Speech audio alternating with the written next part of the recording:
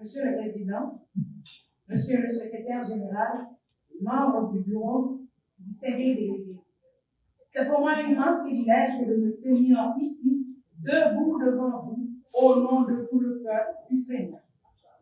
Depuis le 24 février 2022, cela fait 2 ans, 5 mois et 17 jours, soit 901 jours au total, que l'armée russe a envahi notre territoire.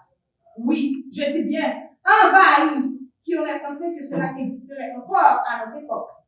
Il est clair que malgré toutes les avancées technologiques et autres que connaît l'humanité, à l'ère de la mondialisation, certaines nations restent encore des barbares.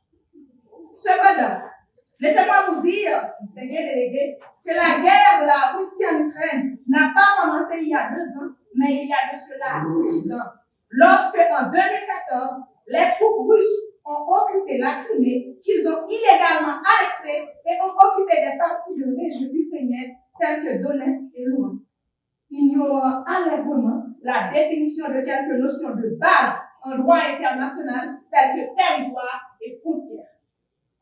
Honorables membres du bureau, nous voici, peuple ukrainien, engagés contre notre volonté dans un conflit armé avec toutes les conséquences désastreuses qu'elle entraîne, surtout pour les civils.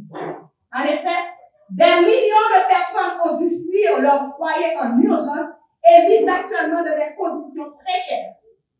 En date du 15 février 2023, l'Agence des Nations Unies pour les réfugiés, UNHCR, estimait qu'environ 8 millions de personnes avaient été contraintes de fuir le pays à cause des violences.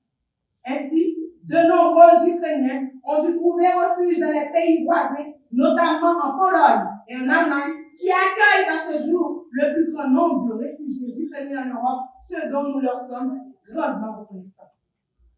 Membres du bureau, chers délégués, le Haut Commissariat des Nations Unies aux droits de l'homme, HCDC, a vérifié plus de 30 000 victimes civiles dans le pays, 11 284 tués et 22 694 blessés depuis le début de l'attaque militaire russe contre mon pays en février 2022 et jusqu'en juin 2024.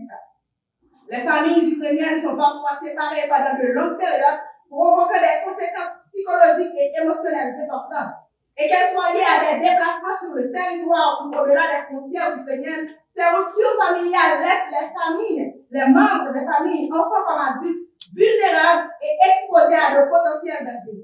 De même, les femmes ukrainiennes et les filles sont particulièrement vulnérables au sein du conflit, souffrant plus précisément du manque d'accès à des services essentiels tels que les services de santé ou de protection contre les violences de genre. Distingués délégués, que dire des enfants? Les enfants sont toujours les premiers à souffrir lors des conflits. Ces événements peuvent avoir des conséquences négatives durables sur leur santé mentale, leur éducation et leur épanouissement. Et actuellement, chez nous en Ukraine, les menaces pour leur sécurité sont immédiates. Les risques sont énormes et omniprésents. La preuve, le 8 juillet dernier, Kiev, notre capitale, a été touchée par une frappe qui a dévasté le plus grand hôpital pédiatrique d'Ukraine. Un hôpital pour enfants, cible des missiles russes. Vous conviendrez avec moi que cet acte épouvantable est complètement barbare et inacceptable. Et le dernier clou du cercueil, l'insécurité alimentaire s'étend peu à peu dans le pays. La baisse de la production agricole et l'inflation ont un impact direct sur l'accès à la nourriture pour l'ensemble des habitants. Le Programme alimentaire mondial PAM estime qu'une famille sur 3 est en situation d'insécurité alimentaire, voire 1 sur 2, dépendamment des régions. De plus, la flambée du prix du blé à l'échelle internationale pourrait menacer les réponses humanitaires auprès des populations exposées à la famine ailleurs dans le monde. Ainsi donc, honorables membres du bureau, chers délégués, la guerre en Ukraine concerne toute la communauté internationale. D'ailleurs, le préambule même de la Charte des Nations Unies invite tous les États signataires à vivre en paix l'un avec l'autre dans un esprit de bon voisinage, à unir leurs forces pour maintenir la paix et la sécurité internationale, à accepter les principes et instituer des méthodes garantissant qu'il ne sera pas fait usage de la force des armes. Par conséquent, En utilisant la force des armes comme seule réponse aux différents opposants à l'Ukraine, la Russie s'est fait agresseur et est en violation des dispositions de la Charte des Nations Unies, alors même qu'elle est membre du Conseil de sécurité. Aussi, au nom de son Excellence le président ukrainien Volodymyr Zelensky et de tout le peuple ukrainien, nous demandons encore et toujours l'exclusion immédiate de la Russie du Conseil de sécurité pour non-respect des textes de la Charte de l'ONU. La responsabilité internationale de la Russie doit être engagée dans les plus brefs délais. Nous avons le devoir de montrer au monde qu'aucun acte malhonnête ne saurait être toléré et demeurer sans conséquence, peu importe le pays qui l'a commis.